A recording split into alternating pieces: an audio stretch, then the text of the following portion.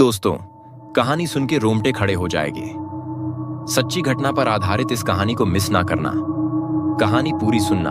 Channel पे नए हो तो चैनल को लाइक और सब्सक्राइब जरूर करना। रात का सन्नाटा चारों ओर पसरा हुआ था। हवाएं भी इतनी खामोश थीं कि उनके स्पर्श से भी कोई हलचल नहीं हो रही थी। चंद्रमा अपने मध्यम प्रकाश से इस सूने गांव की पगडंडियों को रोशन कर रहा था। इसी नीरवता के बीच एक आवाज हर रात की तरह गूंज उठी, एक कराहती, तड़पती पुकार, मानो किसी की रूह को शांति न मिली हो और वह अपनी मुक्ति के लिए चीख रही हो। गांव में यह चर्चा बहुत समय से थी कि पुरानी हवेली में एक आत्मा भटकती है। बुजुर्ग कहते थे कि वह एक औरत की रूह है जिसे अपने प्रेमी के इंतजार में सालों पहले मार दिया गया था। उसका नाम राधिका था। उसकी आंखों में अपने प्रेमी का इंतजार था, लेकिन समाज ने उसकी प्रेम कहानी को पाप समझा और उसे हवेली में ही कैद कर दिया था। भूख और प्यास से तड़पती राधिका वहीं दम तोड़ गई। उसके बाद से उस हवेली में अजीबोगरीब घटनाएं होने लगीं। लोग कहते थे कि राधिका की रूह अब भी वहां अपने प्रेमी के इंतजार में भटक रही है। कई बार लोग रात में हवेली के पास से गुजरते तो उसे अपनी ओर हाथ बढ़ाते हुए देखते। उसकी आंखों में असीम दर्द और गहरी तड़प होती, जैसे कोई उसे मुक्ति का मार्ग दिखा दे।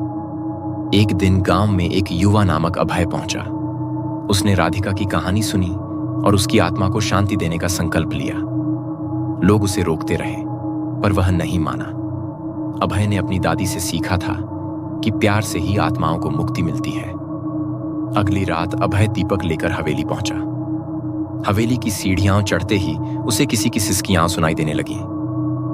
कौन हो तुम? अभय ने धीरे से पूछा।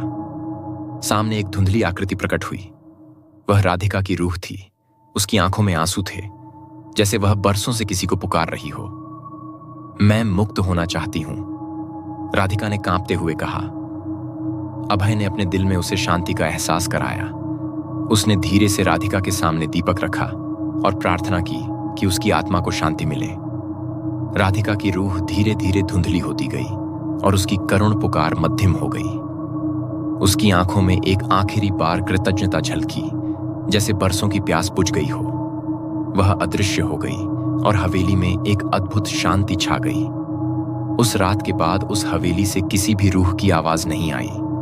गांव में यह बात फैल गई कि अभय ने राधिका की आत्मा को मुक्ति दिला दी है। लोग उसे प्रेम और विश्वास का प्रतीक मानने लगे।